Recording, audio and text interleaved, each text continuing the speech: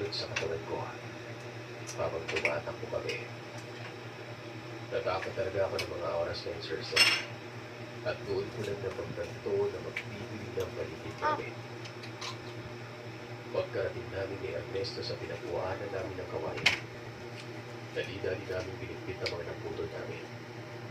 Maya-maya pa, nakarinig na kami ng mga boses na nagkukomosyon.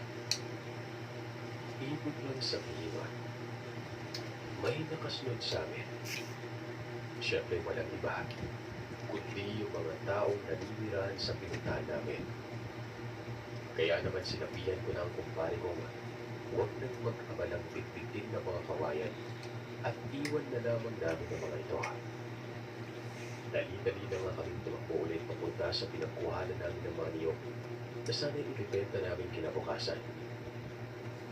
Medyo malapit na kami kung saan nakatampak ang mga niyog na yun. Huminto ako saglit at pinakiramdaman ng paligid. Nang maramdaman kong nakasunod pa rin ang mga ito, dali-dali akong naghanap ng pwede naming pagtaguan.